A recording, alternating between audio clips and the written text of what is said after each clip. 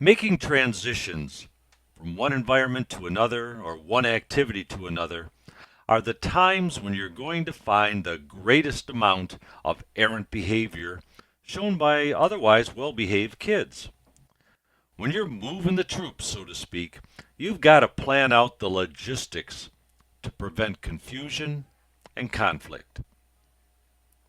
Transitions in movement require a plan of action, procedures, and routines that become known and via practice become incorporated. Students then engage in these processes like they were second nature, much as you move through recurring events in your life in a practiced manner that no longer requires reflection and choice. Brushing your teeth, dressing, preparing your end of a hard day martini. Let's split classroom routines into your routines and theirs, referring to your pupils. You should have certain things in place in order to reduce confusion. A daily schedule of events, complete with times, posted prominently in your room.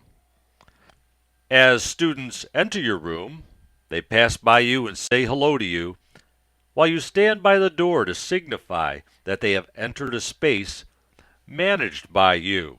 So imagine Rodney come diddy bopping in. He's got his strut on and says, "Yo, what's happening?" And I say, "You are, man. But right now you need to go back across the hallway, walk through the door like a gentleman." And with begrudging face, he walked over to the other side, and with exaggerated movements, the nose up in the air, the head slowly swaying side to side, the exaggerated, proper, very stiff way of walking, he did approach my room and say, "Good morning, Mr. McIntyre. How are you today?" At which time I said, "Fine, thank you." While he was engaging in some face saving here and sort of making fun of the whole situation, we had a close, trusting bond where we could laugh at this, chuckle at this, and then move on. It's important to understand in this situation that I've just described that Rodney's culture was respected, was valued, was welcomed within the classroom. But that particular day, that walk, that strut, that diddy bop was saying to all present, "I've got the street corner subculture with me." And that was not going to enter my room that day. As your learners enter the room, a do now activity, bell work, should be up in the usual place. Students will be engaging in this task as soon as they enter the room. Entry into your room starts the class, not the tardy bell. You'll address individual questions and take roll while the students are working on the do now activity. Regarding tardiness, you'll have a sign-up sheet on the wall on which late arriving students place their name and the time of entry. They then move to the mid-lesson entry procedure that you've set up, perhaps the same one as when the kids return from special services. Harry Wong, author of The First Days of School, a great book for beginning and struggling teachers, recommends that a one-page explanation for the late arrival be submitted the next day. Oh, that means you're going to need a routine for that submission event too. Now, these things don't just start happening because you'd like them to appear. You've got to ingrain them into the minds of your learners so that they view these procedures to be everyday expectations. How do we do so? Step number 1, figure out a routine for all the recurring events that your youngsters will be engaging in.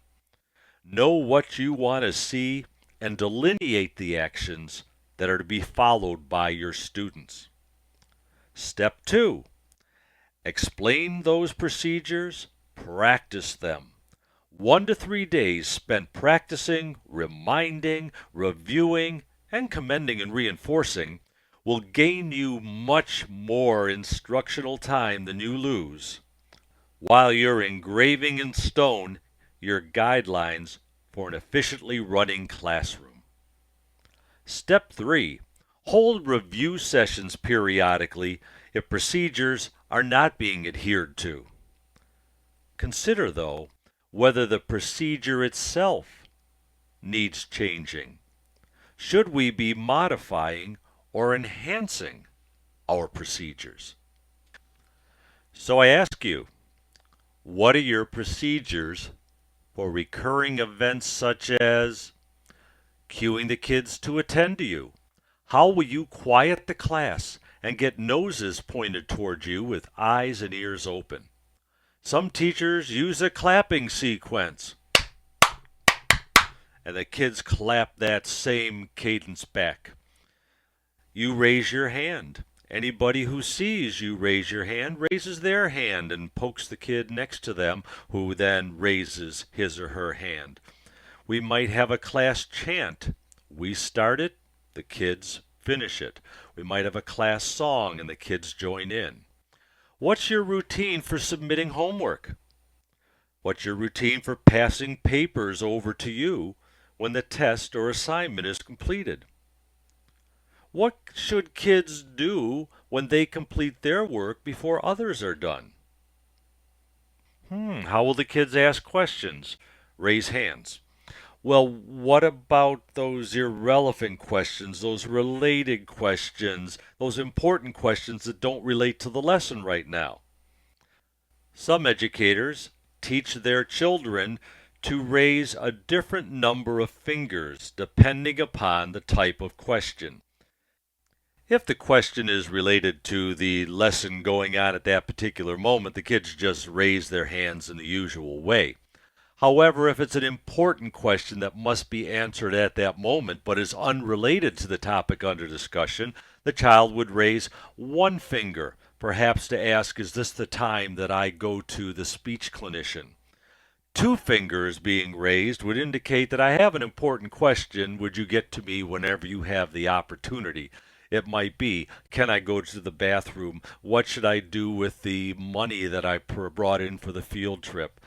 Three fingers would be an unrelated question that isn't important right now, but the kid is curious. What time is lunch today? Who's going to be speaking at the assembly? This particular hand-raising procedure informs us, helps us to make decisions regarding when to address a youngster's concern and perhaps who might address that youngster's concern. What are the steps in the procedure for going to the bathroom? Them, not you. Teachers don't get to go to the bathroom. And you might have different procedures if you tend to go as a group, but what's the procedure if the youngster wants to go to the bathroom outside of the time when your class typically walks down to the restrooms? How will you arrange for your youngsters to line up in an orderly fashion? Once you're leaving the room and walking down the hallway, what's your routine there? Yes, the line leader stops the line at the painting of the figure for whom the school is named, stops again at the top of the flight of stairs, stops at each landing, and at those points the teacher then determines whether the line is orderly and safe and either motions the line leader to continue forward or the class is directed to go back to the last point and do it right this time. What are your procedures for dismissal? Remember, the bell does not dismiss the youngsters. The bell is the signal to the teacher to determine whether it is time to dismiss the class. Talking about dismissal, time for me to go.